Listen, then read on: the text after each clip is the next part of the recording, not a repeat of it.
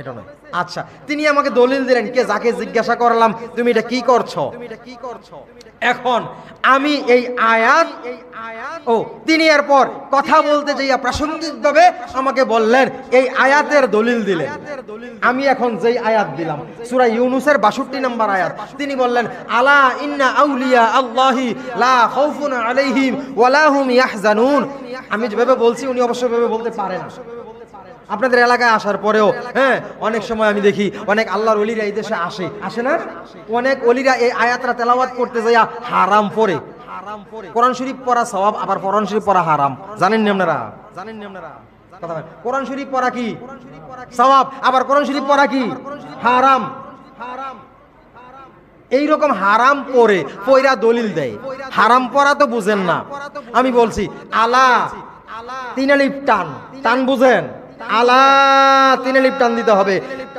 আলা ইন্না ওয়া গুন্না করতে হবে, ওয়াজিব। এখানে গুন্না নয়, ওয়াজিব না, গুন্না না করলে ওয়াজিব তরক করা হয়। এরপরে আউলিয়া চার আলিফ টান, কয় আলিফ টান? আউলিয়া বলতে চার আলিফ টান। যদি এক আলিফও টান না দেন এটা লাহানে জলি হয়। কি হয়? কথা কন, লাহানে জলি। এটা পড়াও হারাম, কেউ সওয়াবের নিয়তে শোনাও হারাম। এটা দলিল হচ্ছে কিন্তু আমার কথাগুলো, হ্যাঁ। তাহলে এই রকম যদি টান না দিয়ে কোনো আল্লাহর ওলি দলিল দেয়, তার ফরাইদও হারাম। দলিল আসবে কোথা থেকে? দলিল ফরের বিষয়। কথা বুঝে আসছে? আপনাদের এলাকায়, আমাদের এলাকায়, সব এলাকায় এরকম মাঝে মধ্যে কিছু কিছু ওলিরা এইরকম পড়ার দলিল দেয় এই আয়াত দিয়ে। উনিও আমাকে এইরকম কোরআন শরীফের এই আয়াতটা সূরা ইউনূসের ৬২ নম্বর আয়াত দলিল দিলেন, দিয়ে বললেন হুজুর আপনি তো জানেন না, আপনি তো জানেন নিশ্চয়ই এই আয়াতের অর্থ কি বলেন। আমাকে বলতেছে আলা ইন্না আউলিয়া আল্লাহ লা খাউফুন আলাইহিম ওয়া লা হুম ইয়াহজানুন, এই আয়াতের অর্থ কি বলেন? তো আমি বললাম আল্লাহ বলেছেন সাবধান, আমার বন্ধুদের কোনো ভয় নাই, কোনো টেনশন নাই। আমি বলে দিলাম। তো তিনি বললেন হ্যাঁ এই যে ওলির কথা কইছে আল্লাহ। আমি কই জি আমিও তো বলি ওলির কথা বলছে।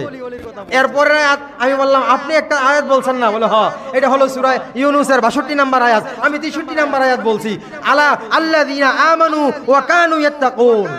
এরপরের আয়াতরা, পরের আয়াত আল্লাযীনা আমানু ওয়া কানু ইয়াত্তাকুন, যারা আল্লাহর উপর ঈমান এনেছে, বিশ্বাস স্থাপন করেছে, আল্লাহর ভয় অন্তরে লালন করে, তারা হলেন আল্লাহর ওলি। কি বলেন? আমি বানাইছি কোরআন শরীফে এর পরের আয়াতে আছে। এখন ভয় আমি বলছিলাম, তাকে এই আয়াত দলিল দিলাম, দিয়ে বললাম আল্লাহ বলছে যারা আল্লাহর ভয় অন্তরে পোষণ করে, লালন করে, অন্তরে ভয় রাখে, তারা হলেন আল্লাহর ওলি। এখন আপনি বাদ্যযন্ত্র বাজাচ্ছেন, দলিল দিলেন, দলিলের বিষয়ে আমার কোনো যুগ অভিযোগ নাই, কোনো কথা নাই। দলিল সত্য হতে পারে, আবার এটা নিয়ে অনেক একতলাফও থাকতে পারে, মিথ্যা প্রমাণও করতে পারে, এটা কোনো আমার বিষয় না। আমি দলিল নিয়ে টানা হেঁচড়া করতে যাব না। আপনি যেহেতু এখান থেকে বললেন আল্লাহ বলেছেন ওলিদের কোনো ভয় নাই, আমি বললাম এর পরের আয়াত আল্লাহর ওলি কারা? যারা আল্লাহর উপরে বিশ্বাস স্থাপন করেছে এবং আল্লাহর ভয় অন্তরে লালন করে। অন্তরে যেই ভয় আছে, ভয় পাইলে মানুষ হাসে না কাঁদে? একটু আগে আপনাদেরকে আমি প্রশ্ন করেছি, আল্লাহর ভয় পাইলে, যেই কোনো ভয় পাইলে মানুষ হাসে না কাঁদে? এখন আমার কথা বুঝেন, যদি না হয় আপনি আমাকে বুঝাবেন পরবর্তীতে। যারা এই যে বাদ্যযন্ত্র বাজাইয়া ইবাদত করতেছি, এই ইবাদতে বাংলাদেশে নয় পৃথিবীর বিভিন্ন কান্ট্রিতে আছে, বিভিন্ন জায়গার মধ্যে এগুলো আছে যেহেতু আমরা এগুলো নিয়ে আলোচনা করতে হয়। আপনি সঠিকটা বুঝাচ্ছি আপনাকে। আমি বলছি এখন যেখানে বাদ্যযন্ত্র বাজাইতেছে আর আনন্দ নাচ গান করতেছে আল্লাহকে পাওয়ার জন্য, উদ্দেশ্য কি? আল্লাহকে পাওয়ার জন্য। আল্লাহ বললেন ওয়া কানু ইয়াত্তাকুন, যার অন্তরে আল্লাহর ভয় আছে।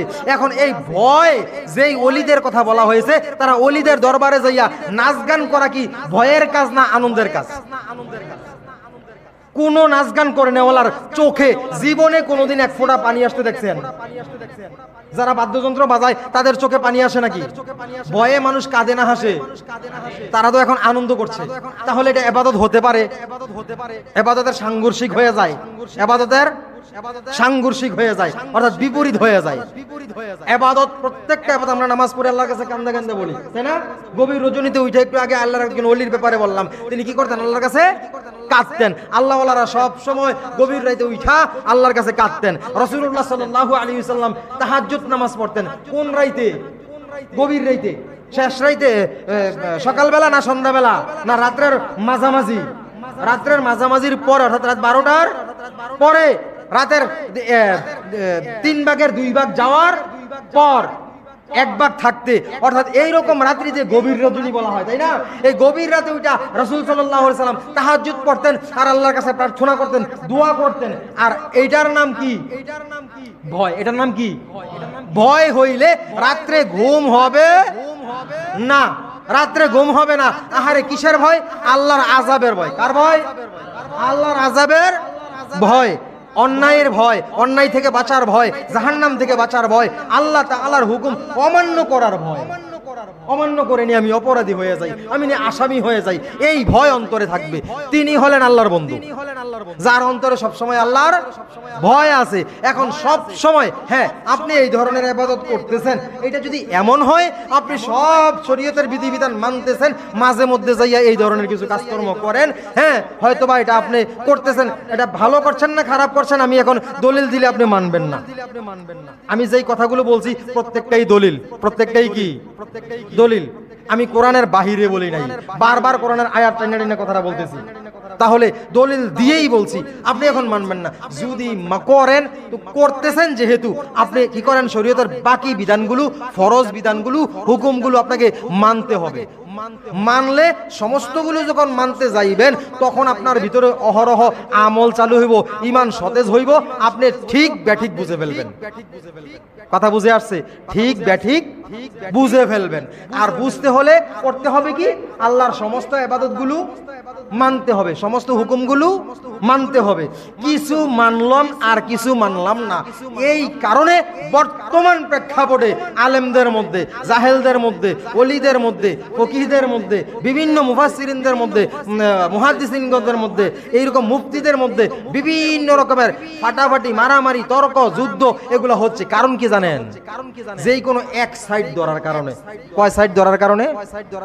এক সাইডে। অর্থাৎ আপনি দেখবেন একজন যদি এক সাইডের আমল নিয়ে আলোচনা করেন কোরআনের, সে অন্য সাইডটা আর কখনো বলে না। অন্য সাইডে যে আরো কিছু আছে এগুলা বলে না, আর আরেকজন ওই সাইড বলে, এই সাইড বলে না। কোরআন তো এক সাইড আমল করার জন্য নয়। কি বলেন?